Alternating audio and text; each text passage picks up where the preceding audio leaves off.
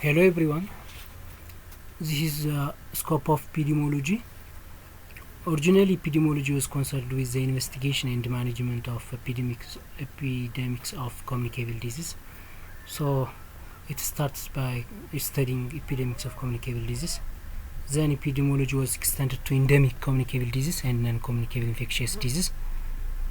Recently, epidemiology can be applied to all diseases and other has related events like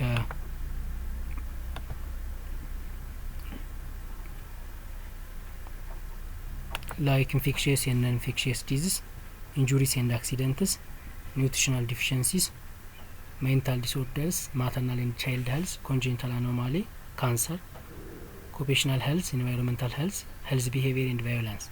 So lately it was started by epidemics of communicable diseases. Now it was expanded and it was well developed and includes all these diseases and events.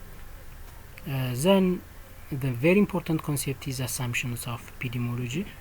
We do have two fundamental assumptions of epidemiology. The one is human disease does not occur at random. That means it has non-random distribution of diseases. The second is human disease has causal and preventive factor that can be identified through the systematic investigation of different populations or subgroups of individuals within the population. So that means for every causal there is a preventive factor, but it can be identified through systematic investigation of the populations. So this is very important concept. The other is theories of disease causation. What is the cause? According to Rosman, the cause is an event, condition, characteristic. Without it, the disease could not be developed or could not be occurred. And the cause of disease can be defined as a factor that influences the occurrence of disease. So there are characteristics of the cause. Having four types of characteristics, the cause has four types of characteristics. The first is the cause must precede the effect. So the cause have more both proximate and distant factors.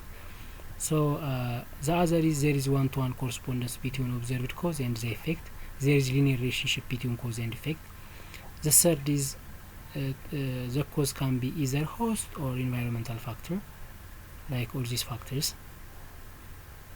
And the fourth is the cause can be positive or negative cause. When we say the positive cause, because the disease happened due to the presence of causative exposure. When we are saying negative, the disease can be happened due to the lack of preventive exposure.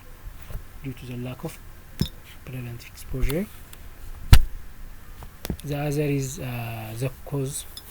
The cause can be divided into three types: necessary cause, sufficient cause, and component cause. When we are observing necessary cause, it is a component cause that is a member of every sufficient cause. For instance, if you have three sufficient causes, the component cause or the one cause can be found on the three sufficient causes. That component cause can be said necessary cause. So if this does not develop without the factor being present, then we can give the term causative factor as the causative factor can be said necessarily. So the cause must always precede the effect or the outcome or the disease. This is necessary cause. Let me give you an important example. If you have A is necessary for B, it means that every time you have B, you will have A without any exception. So if you have B, you will have A without any exception. Tuberculosis bacillus or tubercle bacillus is a necessary factor for tuberculosis. Without oxygen, we could not live. Therefore, the existence of oxygen is necessarily condition for human life. So this is very important cause for necessarily cause.